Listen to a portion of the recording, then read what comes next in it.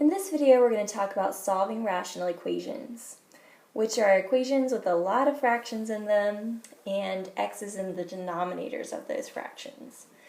If you have a fraction that's equal to another fraction, you've seen these before, they're called proportions, and we can solve these with cross multiplication. You can only use cross multiplication when you have an equal sign between two fractions, and since we have that in example 2 here, we're going to multiply the denominator of one fraction times the numerator of the other fraction. So we have 2x minus 3 times 1, which is just 2x minus 3, is equal to the denominator of this fraction times the numerator of the first fraction. So that's equal to 3 times 5 minus 2x. Now I distribute and rewrite the equation as 2x minus 3 equals 3 times 5 is 15, and 3 times negative 2x is negative 6x. Now I need to add 6x to both sides, which will give me 8x minus 3 equals 15. And I need to add 3 to both sides, which gives me 8x equals 18. And then I need to divide both sides by 8, which gives me x equals 18 over 8. And 18 divided by 8 is equal to 9/4. So, my answer for this equation is 9/4. But when you're dealing with rational equations, you've got to be careful about your answers. Because remember, we can't divide by 0. So if 9/4 causes me to divide by 0, or if it doesn't work in the equation at all, we've got a problem. Either I did the equation wrong, or I've got what's called an extraneous solution. Extraneous solutions are problems or are answers that we get by doing everything correctly algebraically, but they cause us to divide by 0 when we substitute them back in. So let's check and see if this is an extraneous solution. A lot of times students don't check their answers to equations because they feel like they've done everything correctly. And most of the time that's true. But every now and then we'll find a mistake or a solution that actually does not work. So make sure you check your work just in case. So 2 times 9/4 is 18 divided by 4,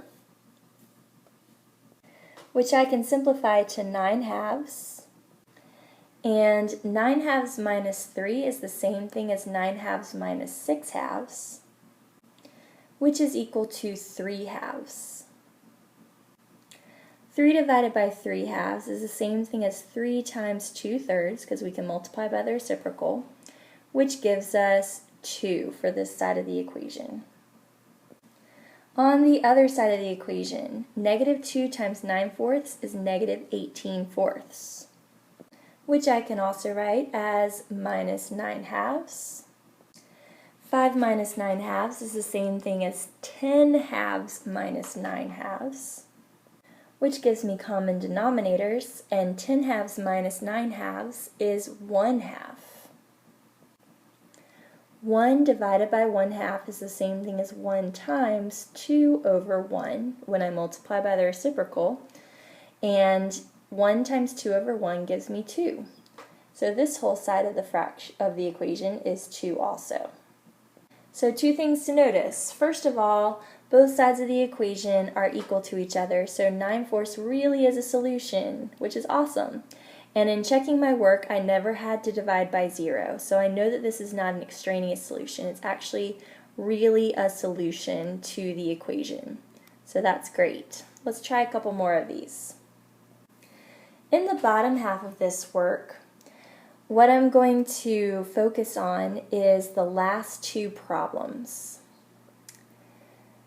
So I'm going to actually start with the very last problem, which you'll notice is a lot like the middle problem up here. So I'm going to do this bottom problem to show you a particular case that can sometimes be tricky for everybody. The procedure for these types of problems is to multiply every single fraction in the problem by the least common denominator.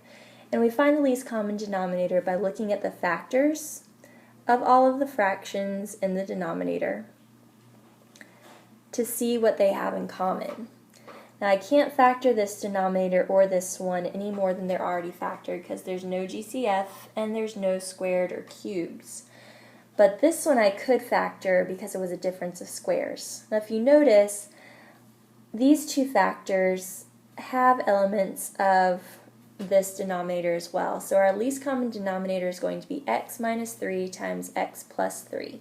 And I'm going to multiply every single fraction here times x minus 3 and x plus 3. So first of all, I have the x divided by x plus 3, and I'm going to multiply this by the LCD of x minus 3 times x plus 3. That's multiplied times the numerator. So I get one big old fraction here, which I'll simplify in just a second. Next I have x divided by x minus 3, which I'm going to multiply times x minus 3 and x plus 3, the least common denominator of all the fractions. That's multiplied times the numerator. So now I have this. And I need a little bit more space, so I'm going to slide all this over a little bit. Finally, I have the other side of the equation, which has a equal to and an x squared plus 9 over, I'm going to write it in its factored form, x minus 3 and x plus 3. I'm going to multiply that times the LCD of x minus 3 and x plus 3. Now before we move forward, you've probably been noticing this whole time that a lot of this is going to simplify, because if you have a factor in the numerator that matches a factor in the denominator, they divide to give you 1. So I'm going to be left with an x times an x minus 3 here. In the next one I have a numerator and denominator factor, which will cancel out to give me 1, giving me a minus x times x plus 3. And finally I have an x minus 3 in the numerator and denominator, and an x plus 3 in the numerator and denominator, which leaves me with a x squared plus 9 here. So now I need to distribute so that I can solve this equation. That's going to give me an x squared and a minus 3x.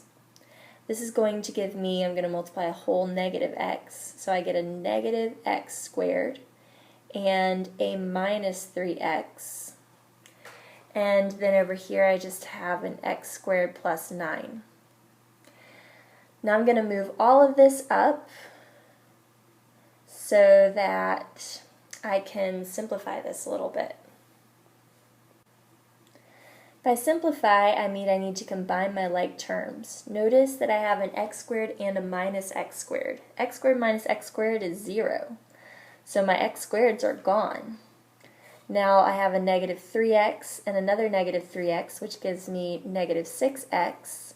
And on the other side of the equation, I still have my x squared and my plus 9. Now this is going to be a quadratic equation because, as you notice, I have an x squared in it. And to solve quadratic equations, I have to have everything on one side of equals and a 0 on the other side.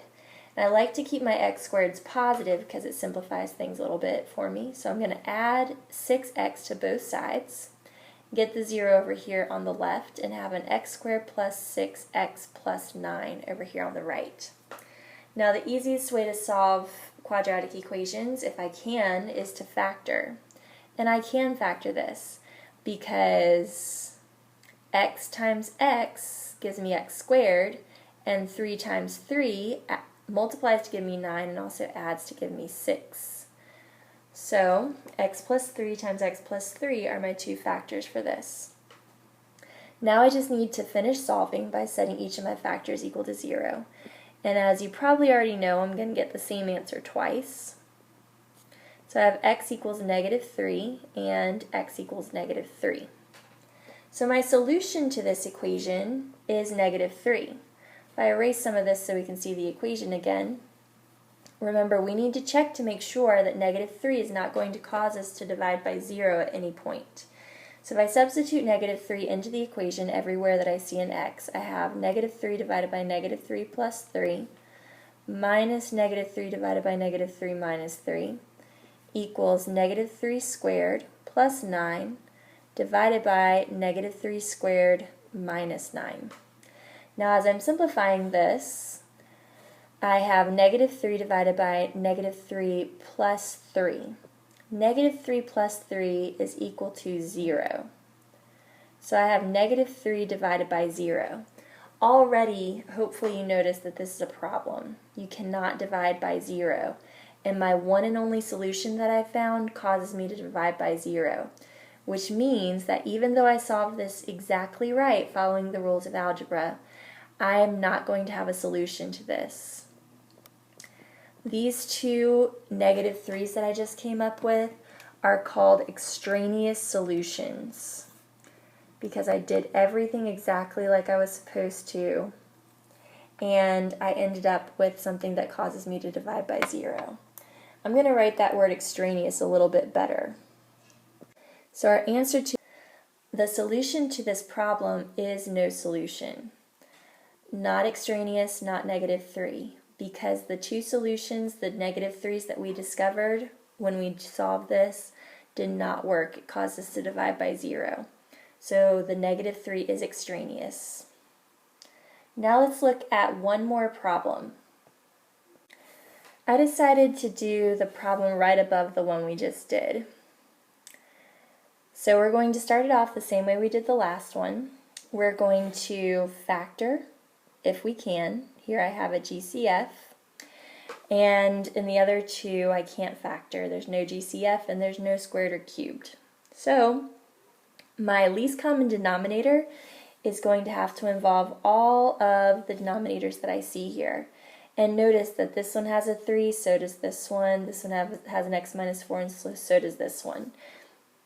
So a good LCD to use is going to be 3 times x minus 4. So I'm going to take each of the fractions that I have in this problem, and I'm going to multiply them in their factored form times the least common denominator that I just got. So in this first one I'm going to multiply by 3 and x minus 4, and in the next one I'm going to multiply times 3 and x minus 4. And in the last one, I'm going to multiply times 3 and x minus 4. So now, once again, we're going to simplify. Any factors that you see in the numerator that match factors in the denominator can be simplified by division to give us a 1. So there's a 3 that's simplified to give us a 1, and an x minus 4 divided by x minus 4 that simplifies to give us a 1, leaving me with just a 7 for that first term. Now in the next one, I have an x minus 4 in the numerator and the denominator, which simplifies to leave me with just a minus 3, because 1 times 3 is 3, and I had this minus here. And over here, I have a 3 in the numerator and denominator, which simplified to give me just a 1. So on this side of the equation, I have an equals and a 2 times x minus 4. I'm going to distribute that x minus 4, or the 2 rather, to give me a 2x minus 8. And over here, I have 7 minus 3 equals 4. And to solve this, I'm just going to add 8 to both sides, giving me 2x equals 12. And then divide both sides by 2 to see that x equals 6.